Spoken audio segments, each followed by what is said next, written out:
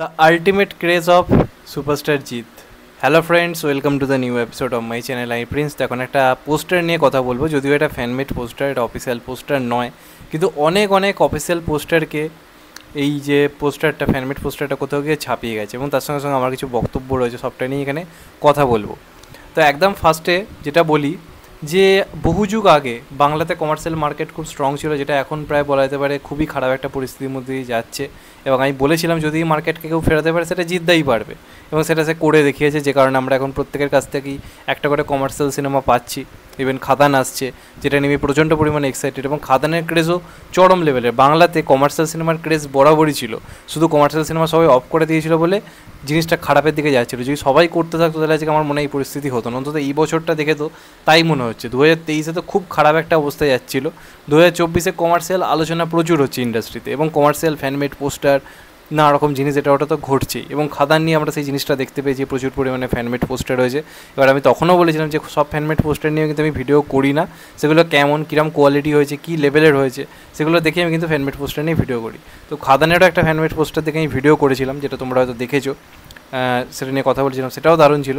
তারপর এই একটা ফ্যানমেড পোস্টার দেখলাম, যেটা এক কথায় অনবদ্য হয়েছে। আমি জানি না আলটিমেটলি এটা কে বানিয়েছে, যে বানিয়েছে সে পারলে আমাকে প্লিজ কমেন্ট করে জানি, আমি তার মানে এটা পিন করে দেবো।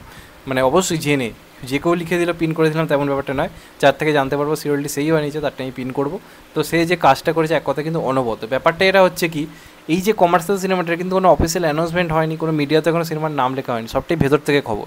আমিও তখন যে রেবেল নিয়ে ভিডিও বানিয়েছিলাম কিন্তু বলেছিলাম যে নামটা কিন্তু ফাইনাল নাও হতে পারে, নামটা পাল্টাতেও পারে, এবং জিদ্দার অ্যানাউন্সমেন্ট এখন আসতে অনেকটাই টাইম লাগবে।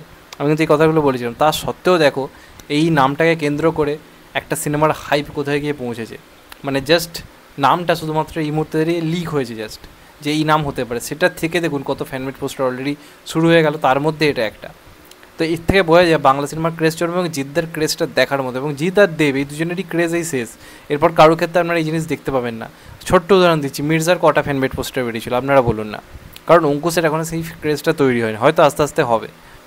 কিন্তু এই দুজনের যে ক্রেজ মানে ভাবা যায় না। সেই আজ থেকে আমরা যখন মানে বাচ্চা ছিলাম তখনও যে ঘটনা ঘটতো দেখতাম ইউটিউবে বা ফেসবুকে ফ্যানমেড পোস্টার বেরিয়েছে, এখনও ঠিক এদের সেই এরাটা বজায় রয়েছে, যেটা দেখেও ভালো লাগে।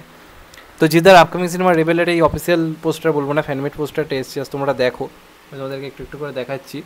তো এক কথা কিন্তু অনবদ্য পোস্টারটার যে ডিজাইনটা সেটা কিন্তু দেখার মতো হয়েছে। এই যে একটা বন্দুক হাতে নিয়ে দাঁড়িয়ে পেছনে আগুনটা যেভাবে দেওয়া হয়েছে একটা রাস্তার মধ্যে দাঁড়িয়ে, এই পোস্টারটা যে বানিয়েছে দারুণভাবে বানিয়েছে, কারণ এগুলো বানাতে কিন্তু ভাই দম লাগে। মানে কোনোভাবে এটা কিন্তু একটা এডিটিং পোস্টার বা একটা ফেক পোস্টার কিন্তু মনেই হচ্ছে না, যেন মনে হচ্ছে একটা অফিসিয়াল পোস্টার জিদ্দার গ্রাসরুট এন্টারটেনমেন্ট থেকে ছাড়া হয়েছে। এত সুন্দর দেখতে লাগছে পোস্টারটা, মানে খুব প্রফেশনালভাবে বানানো, এক কথায় কিন্তু অনবদ্য কাজ হয়েছে, এবং দারুণ দেখতে লাগছে পোস্টারটা। আমার তো মনে হয় প্রোডাকশান থেকে যখন কোনো পোস্টার আনাবে এই পোস্টারটা থেকে দেখা উচিত, এইরকম প্রোডাকশান ভ্যালু বা এইরকম লেভেলে মানে পোস্টার আনা উচিত। যারা এটা বানিয়েছে তো সেই মানে জিনিসপত্র বা সেই ধরনের টেকনিক্যালিটিস তাদের নেই, তা সত্ত্বেও তারা এই জিনিস বানাতে পারে, তাহলে যেখানে বাজেট রয়েছে, যেখানে প্রচুর নানারকম একটা হেল্প সাপ্লিমেন্ট নানারকম জিনিস রয়েছে, সেখানে কেন এই লেভেলে পোস্টার আনা হয় না? এই পোস্টারটা কিন্তু সেদিক দিয়ে বিচার করতে গেলে এক কথায় অনবদ্য পোস্টার রয়েছে। এবং একটা সিনেমার অ্যানাউন্সমেন্ট হওয়ার আগেই সবাই ফ্যানমেড পোস্টার বানাচ্ছে, এমনটা মনে হয় শেষ খাদানের সময় হয়েছিল, রাবণ চেঙ্গিসের সময় হয়েছিল। চেঙ্গিসও আমার মনে হয় অতটা হয়নি যতটা রাবণে হয়েছিল, খাদানে হয়েছে, আর এখন এই সিনেমাটাকে কেন্দ্র করে হচ্ছে। তো চাইবো জিদ্দা আসুক, জিদ্দার খাকিতেও প্রচুর অ্যাকশন থাকছে, তারপর জিদ্দার যে সিনেমাটা সেটাতেও প্রচুর অ্যাকশন থাকছে, যেটা নিয়ে আমি বলেও ছিলাম। তো রেবেল দেখা যাক শেষ পর্যন্ত কেমন হয়, আশা করবো এই নামটাই হোক, এই নামটা হলে ভালোই হবে। নামটা বেশ একটা ক্রেজ তৈরি করতে পেরেছে।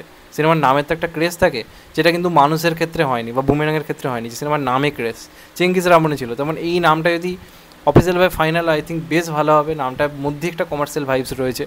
এবার জানি অনেক লোক আছে যারা বল শুরু করবে সাউথের সিনেমার নাম নকল করেছে, তাদের কথা ছাড়ুন, ওরা ঘুমিয়ে ওরা ওই নিয়ে পড়ে থাকবে, ওই কয়টা তিন চারটে চুনোপুটির কথায় কান দিয়ে লাভ নেই। এই নামটা যদি বাংলায় মানে দেওয়া হয়, আই থিঙ্ক প্রপারলি একটা ভালো নাম হবে। দেখা যাক শেষ পর্যন্ত কী হয়তো। এই অফিসিয়াল পোস্টারটা ফ্যানমেড পোস্টারটা বেশ ভালো লাগলো। অফিসিয়াল বলে হয়েছে কারণ দেখে যেন অফিসিয়াল মনে হচ্ছে, তো আমার বেশ ভালো লাগলো, যে কারণে এটা নিয়ে কথা বললাম। অসাধারণ কাজ হয়েছে যে বানিয়েছে, তাকে হ্যাটস অফ, এবং পোস্টারটা এক কথায় চরম হয়েছে। তো এটাই ছিল আমার বক্তব্য। চ্যানেলটা নতুন হলে চ্যানেলটাকে সাবস্ক্রাইব করে দিও and get the bell icon. ভালো থেকো সবাই, টেক কেয়ার, নমস্কার, আবার দেখা হবে। এখন তো বাই, সবাই ভালো থেকো, সুস্থ থেকো, টেক কেয়ার, নমস্কার, আবার দেখা হবে। ভালো থেকো সবাই, টেক কেয়ার।